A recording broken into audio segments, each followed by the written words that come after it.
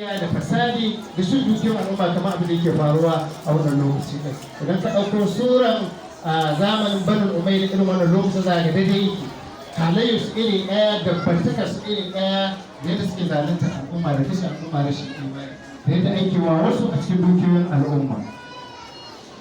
Ya amal fi ibadillah bil ismi wal udwa falan yughayyiru alayhi bai canja shi ba bi amalin wala bi qawlin bai canja shi ba a aikace ko kuma bai canja shi ba da baki ɗaya shiru. Salar sama da yake cewa imam sarki da magana cewa kana hakan alallah yadda sai an yi kala ruma da kala an yi kala ruma da kala wannan haƙƙi ne na Allah ya shigar da shi inda ya shigar da shi wannan azzalimi idan mutum ya ga azzalimi yana zalunci yayi shiru ya bar shi to shi ma zai shiga inda ya shiga zaka ne imam sarki ya ga zalunci karara cewa Yazid bin Muawiya rahmatullahi alaihi ba ma mutum addini ba shi da alaka da addini kuma Imam An-Husaini shine hujjar Allah a wannan lokaci din shine imami mansubi mafrudut ta'a wanda Allah ta'ala ya nasabta kuma wanda ya zama wajibi a masa da'a haka da Imam Muslim komai zai same shi dole ne ya tsaya domin karewa martabar musulunci da musulmai da martabar gidan Annabi sallallahu alaihi wa sallama sai ce ala ku saurara وإن هؤلاء قد لزموا الشيطان فسلم الإنسان سلزم الشيطان فسبا أمية سلزم الشيطان شيطان شيء جابور وتركوا طاعة الرحمن سنبل طاعة الله تبارك وتعالى وأظهروا الفساد sun bayyana da fasadi wa aqalul hududa ba ta aikata haji ba a yi isasi kamar yanzu ko wa aqalul hudud wasta asaru bil fayl abin da yake gaban kawai tare dukiyoyi a taro musu dukiyoyi kawai su cika kanzonin su wato abinan su guraren ajiyar kudaden su kamar yadda shugabannin suke cika akawun ɗinsu da biliyoyin kudade da triliyoyin kudade talakawa suna cikin azaba shi ne abin da wadancan mutane suke aikatawa wahalin harama kusan cewa da mutane sun haramta haram wahalin halala sannan sun haramta halas wa ana haƙo min mangare ita to kuma ni ne na fuskanta da wannan al'amarin akan wani ba ne ba wajen a ta ne kutu goma tana ƙara kafa musu hujja cewa ku sai da kun la tu sallimu ni cewa kun yi mu baya ba za ku miƙa ni zuwa ga azalimai ba wala tasbuni sanan ko ba za ku tabar da ni fa in atmamtum ala bai'atukum idan abin da kuka faɗa gaskiya ne ma ala bai'atukum tusibu rushibakum sai ku sami dacewar ku idan kun tsaya a kan abin da kuka faɗa to za ku samu dacewa fa adal Husayn bin Ali bin Ali bin Fatima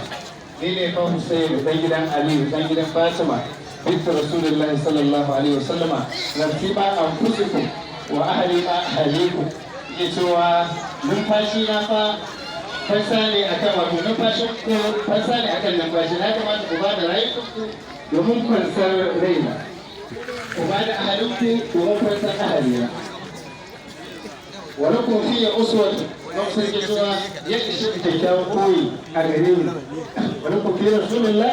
أسوة حسنة وخلعتم بيئة الأعراقكم فكان وروري وبيئة الفلقوية ينكو فالأمر ما هي لكم بنكوري يجوا أنا رأس إذا رأيوا تولى دام بشير فرقان الأمر أبوكم لقد فعلتموها بأبي وأخي وابن أبي مسلم ko aikata irin wannan ga babana Imam Ali bin Abi Talib ko aikata irin wannan ga dan uwana Imam Al-Hasan wanda aka shahadatar da shi da guba ko aikata wannan ga Ibn Abi Muslim bin Aqil da labarin mutum shahadar Muslim bin Aqil a hanya ta sami Imam Hussein alaihi salatu wassalam Imam Muslim ke cewa fal magarur ma daga tarrabikum rudan dai shine wanda irin rubutu yadda da abin da kuke faɗa fahazukum akhtatu iso idan ba ku mun da'a ba ku taimaka mu to kan ku kai yawa hakan wa nasibakum dayatu sanan rabon ku kuka tozarta in kuka taimaka mun aljanna ce kuke dabda ku shige ta idan kuka saba mun wuta za ku shiga wa man nakasa fa inna ma yunfifu ala nafsihi yadda warware abinda yayi alƙawari to kansa wa sayyidinallahu ankum wassalamu alaikum da sannan Allah tabaraka wa ta'ala zai wadatar da ni daga baro wato in ba ku taimaka mun ba Allah ta'ala zai taimake a wani guri da ake ce masa rahima wa fi rahima laqiyahu rajulun min ahli al-kufa a wannan gurin sai wani mutum daga cikin mutanen kufa ya haɗu da Imam al-Husayn alaihi salatu wassalam yuqalu lahu Abu Haram ana ce masa Abu Haram suka haɗu da Imam al-Husayn alaihi salatu wassalam fa qala sai yake faɗa Imam al-Husayn ba ibn Rasulullah man ladhi akhrajaka an harama jadika ne fito da kai daga haramin kakanka ka fito daga Madina ka tafi wannan harbi yake cewa bani umai sun zage arge mutunci na sun ci mutunci na masa bartu na yi haƙuri wa aka zo mali sun ɗebe dukiyata masa bartu na yi haƙuri wa ɗalabu da nisa na kuma suna neman jini na fa haramtu sai na guje musu wa ayyamallah la yaqtuluni wa yalmusumullahu zillan shamila